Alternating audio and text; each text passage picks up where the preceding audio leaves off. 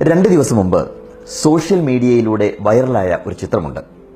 ബെർലിനിൽ വെച്ച് നമ്മുടെ പ്രധാനമന്ത്രി നരേന്ദ്രമോദിയുടെ മുമ്പിൽ കാലിന്റെ മുകളിൽ കാലും കയറ്റിവെച്ച് പാതി വസ്ത്രധാരിയായി ഇരിക്കുന്ന ബോളിവുഡ് താരം പ്രിയങ്ക ചോപ്രയുടെ ചിത്രം. ആരുടെ മുമ്പിൽ എങ്ങനെയിരിക്കണമെന്നും ഏത് വസ്ത്രം ധരിക്കണമെന്നും ഒക്കെ തീരുമാനിക്കുന്നത് അവരവർ തന്നെയാണ്. പക്ഷേ വലിയ ആളുകൾ ഇത്തിരി വിനയം കാണിക്കുന്നത് കൊണ്ട് നഷ്ടപ്പെടുവാൻ ഒന്നുമില്ല. പ്രകൃതി നമുക്ക് പറഞ്ഞു തരുന്ന മഹത്തായ ഒരു പാഠമുണ്ട്. മാവിൽ മാങ്ങയേറുമ്പോൾ കൊമ്പുകൾ തലകുനിക്കുന്നതിന്റെ മഹത്തായ പാഠം. വലിയ ആളുകൾ വലിയവരാവുന്നത് അവരുടെ കയ്യിൽ വിനയം ഉണ്ടാകുമ്പോഴാണ്. അത്തരം ആളുകളെ എന്നും നമ്മൾ ഹൃദയത്തോട് ചേർത്ത് വെച്ചിട്ടുണ്ട്. ഒരു പക്ഷി അടയിരിക്കുന്നത് അറിഞ്ഞതിന്റെ പേരിൽ വലിയൊരു സാമ്പത്തിക നഷ്ടം വകവയ്ക്കാതെ ദിവസങ്ങളോളം ഒരു വൻകിട പദ്ധതി തന്നെ നിർത്തിവെക്കാൻ ഉത്തരവിട്ട ദുബായ് ഭരണാധികാരി ഷെയ്ഖ് മുഹമ്മദ് ബിൻ റാഷിദ് അൽ മക്തൂമിനെ നാം സല്യൂട്ട് ചെയ്തേ മതിയാകൂ. ഒരു രാജ്യത്തിന്റെ മുഴുവൻ ഭരണാധികാരിയായിരുന്നിട്ട് കൂടി റോഡിലെ സീബ്ര ലൈൻ മുറിച്ചു കടക്കാനുള്ള സിഗ്നൽ ലൈറ്റിനായി കാത്തുനിൽക്കുന്നത് കാണുമ്പോൾ അദ്ദേഹം വാനോളം ഉയരുകയാണ് ചെയ്യുന്നത്. ട്രെയിനിൽ ഇരിക്കാൻ സീറ്റില്ലാതെ കമ്പിയിൽ ചാരി നിന്ന് പത്രം വായിക്കുന്ന ഡേവിഡ് കാമറോണിന്റെയും പെരുമഴയത്ത് സ്വയം കുട ചൂടി ആകെ നനഞ്ഞു കുതിരുന്ന അമേരിക്കൻ പ്രസിഡന്റ് ബറാക് ഒബാമയെയും നമ്മൾ കണ്ടു. ATM കൗണ്ടറിന് മുമ്പിൽ ഒരു അഹങ്കാരവുമില്ലാതെ ക്യൂ നിൽക്കുന്ന ഐറിഷ് പ്രസിഡന്റ് മൈക്കൽ ഡി ഹിഗിൻസിന്റെ ചിത്രവും മായാതെ നമ്മുടെ മനസ്സിലുണ്ട്.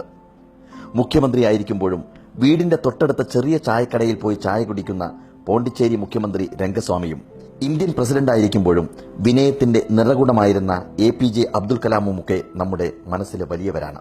ചെയർമാനേക്കാൾ വലുത് ചെയറാണ് എന്നുള്ള കാര്യം പലപ്പോഴും അധികാരികൾ മറന്നുപോകുന്നു. ചെയർ നഷ്ടപ്പെട്ടു കഴിഞ്ഞാൽ പിന്നെ അവിടെ ചെയർമാൻ ഉണ്ടാവില്ല.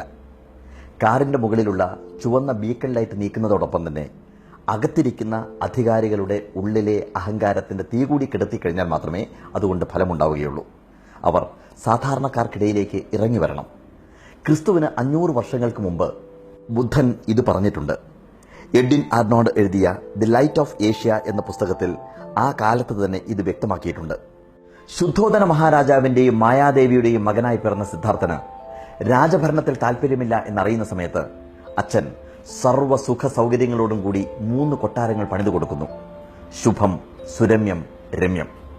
അതിലപ്പുറം സിദ്ധാർത്ഥനെ ഒരു കാരണവശാലും മരണം എന്ന സത്യം അറിയിക്കരുതെന്നും വാർദ്ധക്യം ബാധിക്കുന്ന കാര്യങ്ങൾ അറിയിക്കരുതെന്നും രോഗം വരുന്ന കാര്യങ്ങൾ അറിയിക്കരുതെന്നും ചട്ടം കെട്ടുന്നു.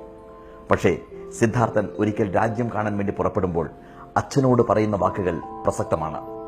തീർച്ചയായിട്ടും നമ്മുടെ അധികാരികൾ, ഉന്നത സ്ഥാനത്തിരിക്കുന്ന ആളുകൾ നാട് കാണാൻ വേണ്ടി വരുന്ന സമയത്ത് അവർക്ക് വേണ്ടി മാത്രമായി രാജ്യം അല്ലെങ്കിൽ നാട് മനോഹരമാക്കുന്ന ഈ കാലഘട്ടത്തിൽ ഈ വാക്കുകൾക്ക് ഏറെ പ്രസക്തിയുണ്ട് എന്നുള്ള കാര്യം നമ്മൾ അറിയേണ്ടതുണ്ട്. സിദ്ധാർത്ഥൻ പിതാവിനോട് ഇപ്രകാരം പറഞ്ഞു: പിതാവേ, ഒരു രാജ്യം ഭരിക്കണമെങ്കിൽ ആ രാജ്യത്തെപ്പറ്റി, അവിടുത്തെ ജനങ്ങളെപ്പറ്റി ശരിയായ അറിവ് ഭരണാധികാരിക്കുണ്ടായിരിക്കണം. ഞാൻ രാജാവാകണമെന്ന് അങ്ങ് ആഗ്രഹിക്കുന്നുവെങ്കിൽ എനിക്ക് ഈ രാജ്യത്തിന്റെ ശരിയായ സ്വരൂപം മനസ്സിലാക്കി തരികയാണ് വേണ്ടത്. ഈ നാടിനും അങ്ങയ്ക്കും ഇഷ്ടമുള്ളവനാകണമെങ്കിൽ നാടിന്റെ സത്യമായ രൂപം അറിയാവുന്ന ഒരാളായിരിക്കണം ഞാൻ. ഓരോ ഗ്രാമവും ഓരോ തെരുവും എങ്ങനെയെന്ന് ഞാൻ അറിയണം.